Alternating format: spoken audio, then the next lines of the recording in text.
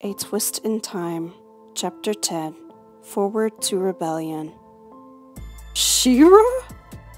The guard stammers. Yeah? Okay, we've been through this. I'm Shira. Now, can we please go see the queen? The 8-foot-tall, blonde warrior princess smacks her forehead in annoyance. If you don't stop gawking at my girlfriend like that, I will scratch out your eye. Catra scoffs, narrowing her eyes at the Bright Moon Guard. Oh, sorry. Just never saw an 8-foot-tall lady before. My apologies for staring. The guard blushes, rubbing her hand behind her head in embarrassment. Yeah, well, this tall lady is my girlfriend. The feline points at Adora, in her Shira form, anger on her face. I see. Well, do you wish to see Her Majesty? The guard asks in acknowledgement. We have left the evil horde behind to join the rebels to fight it. Shira raises her sword high in the air. Very well. I will take you to see the queen. The guard nods and motions the two young women to follow her. Little did the two lovers know they would soon be imprisoned. As they follow the guard, no questions asked. Catra holds her girlfriend's hand as they walk, unbeknownst to them, right into the rebellion's clutches. Adora blushes, giving the feline a smile. Once inside the castle, the guard stops in front of the girls. Wait here. I will go get Her Highness for you. We can wait. Here, no problem. The blonde warrior princess nods, waving off the guard. Do you think we can trust them, Beb? Catra glances up, gripping her lover's hand tightly, so much that it kinda hurt. What's the worst that could happen? They say no? Come on, Beb. These are the good guys. Adora lightly punches her girl's arm, causing the feline to wince slightly. On your feet, horde scum! A group of guards surround the two girls, spears drawn, as they tie up their prisoners in magical cuffs. You were saying, Beb?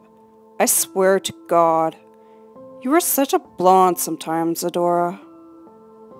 Catra snarls lowly as she whispers to her tall girlfriend.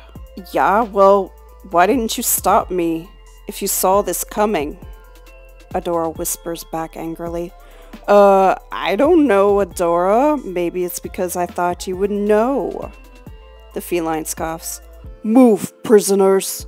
The captain of the royal guard pushes the two girls. Where are you taking us? Adora asks, fear in her voice. To the queen. The guard leader glares at the prisoners as they are led to the throne room. How can my girlfriend not know a trap when she sees one? I swear, Adora, when we get out of these cuffs, you and me are going to have a long talk. Catra thinks as she frowns. You would think my girlfriend of all people would warn me about stuff like this. I swear, Catra, I love you, but sometimes you drive me insane. Adora sighs as her mind wanders. Once the guards and their two prisoners reach the throne room, there they force the two girls to bow before the ruler of Bright Moon. And why do you disturb the queen? The angelic voice calls from the throne. Your Majesty, we found these two girls sneaking into the kingdom. We thought you would want a good look at them. One of the guards says to the royal being, Bring them here, so I may look at them. The queen calls, waving her hand, ushering the group forward. The guards push the prisoners forward with the butt of their spears.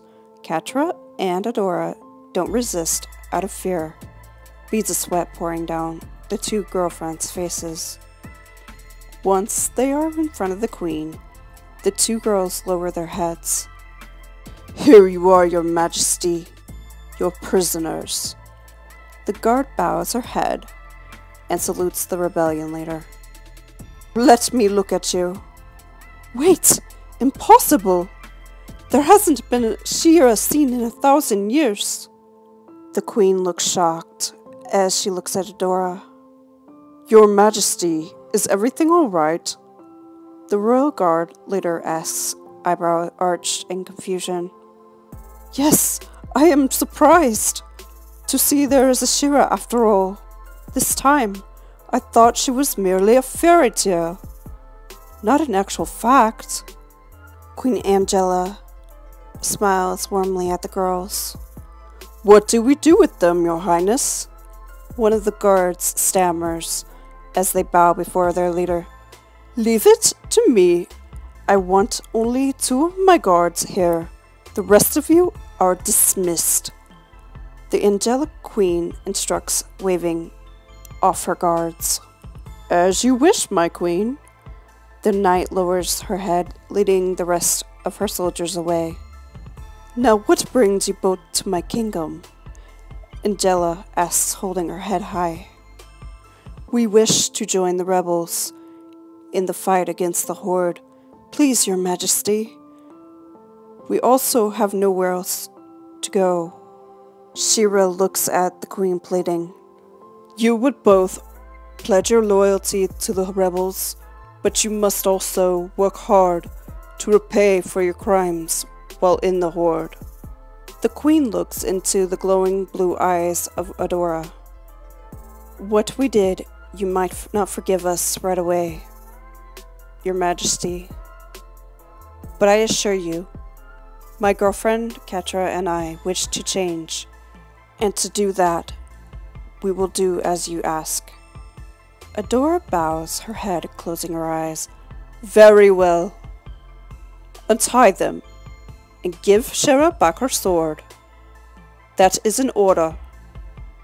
Angela looks at her 2 remaining guards.